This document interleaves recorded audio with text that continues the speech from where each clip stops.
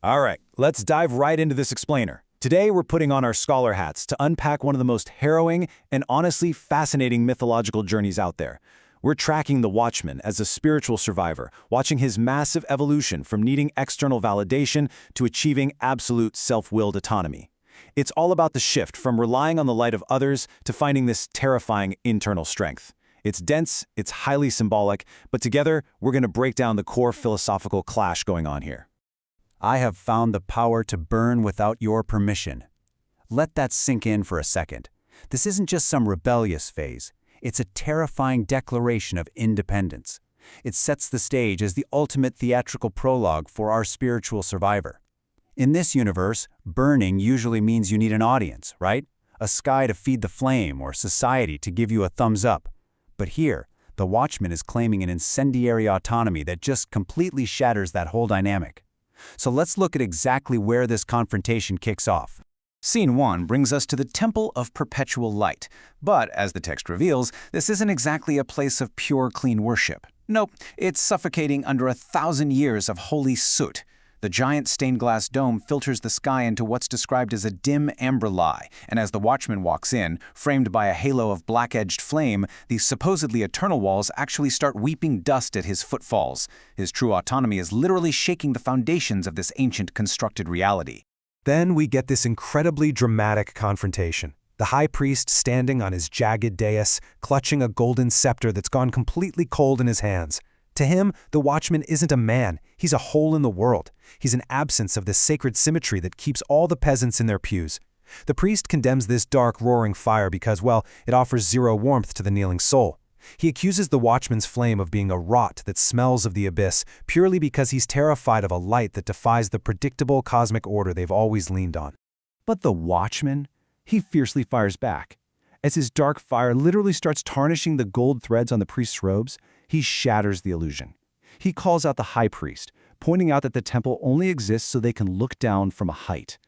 They're using the mountain not to reach higher truths, but just as a mirror to see their own holiness reflected right back at them in the eyes of the terrified peasants.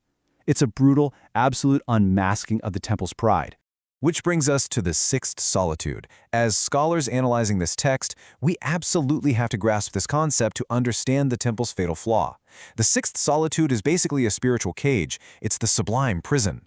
It's a stage where someone might be physically isolated, but they still desperately need a witness. They need to believe a divine eye is watching them.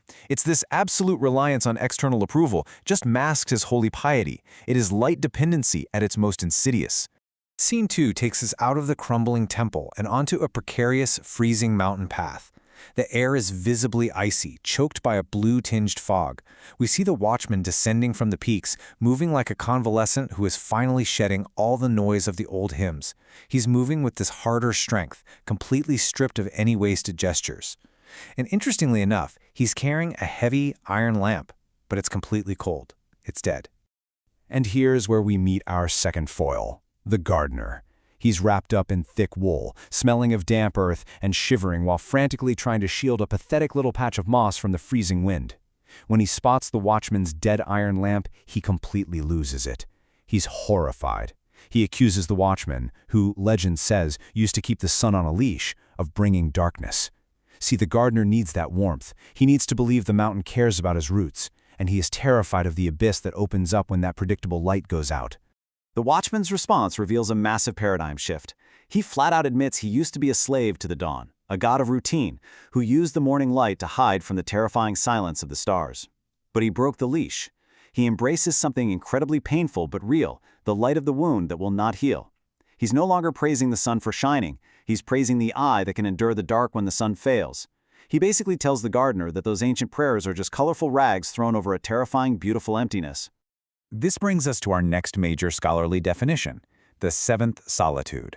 This is the state the Watchman has finally achieved. It's the ultimate spiritual recovery. It's where you accept absolute indifference from the universe. We're talking about a self-willed strength that exists purely for the sake of the person carrying it. No audience, no divine eye, no external validation whatsoever.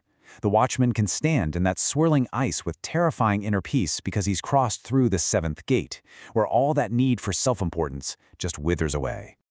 Continuing on that mountain path, the Watchman delivers this absolute gut punch of a line.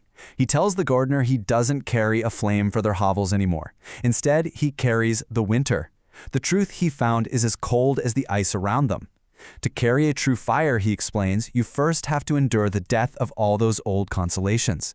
His home is now squarely in the seventh solitude, and yeah, it's a home made entirely of ice. So, let's take a quick scholar's interlude to synthesize what we're seeing. We've got a profound philosophical clash on our hands. The temple represents the established, reliant order, while the torch, the Watchman's dark fire, represents this terrifying new frontier of pure, self-sustaining autonomy. It all comes down to this stark juxtaposition, the mirror versus the void. On one side, the high priest and the gardener demand a mirror. They literally need the sun's reflection, the warmth, the roots, the social order, just to validate that they exist. They need the universe to care. On the other side, the watchman turns his back on that predictable sun. He plunges straight into the void, embracing an incendiary autonomy that burns down those old comforts to make room for absolute freedom. Breaking down the symbols a bit further, the core tension of the whole text becomes super clear. We have the predictable sun of comforting routine against the uncontrollable dark fire. We have the temple's sacred symmetry completely disrupted by the watchman, who acts as a hole in the world. We see the gardener's illusions of safety, the gardens of Armida, versus the stark reality of a home made of ice.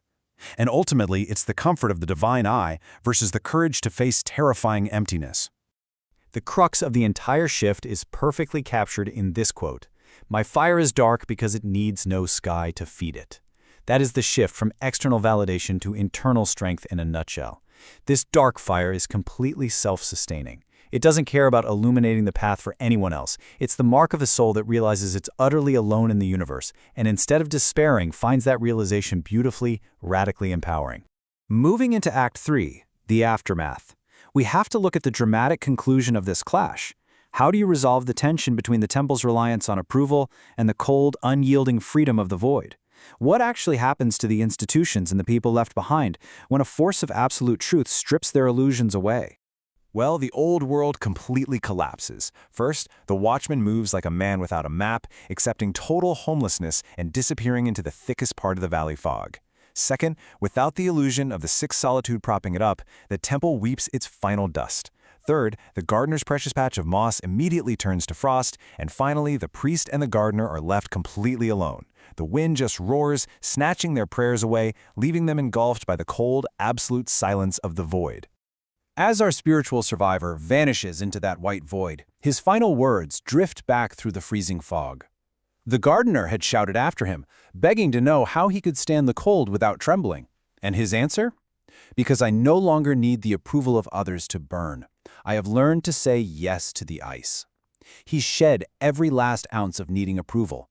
That is the complete transition from light dependency to absolute internal strength.